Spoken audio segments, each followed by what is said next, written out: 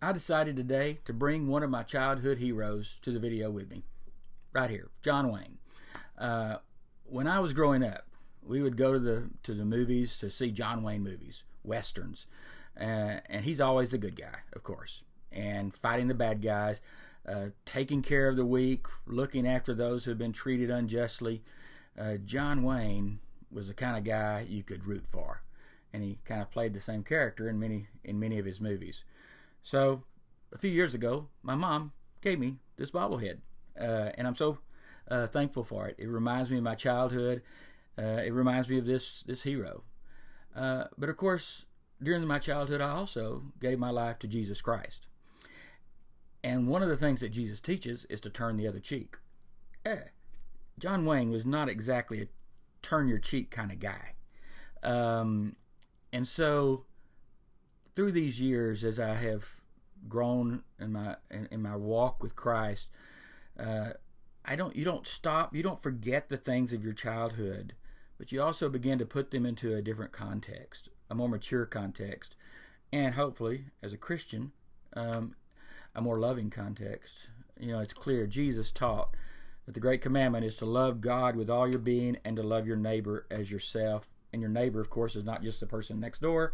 It's not just the people you like. It's not just the people who are like you. It's everyone, especially those in need.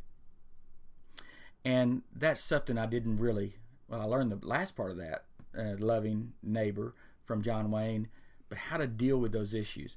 John is carrying a gun on this bobblehead.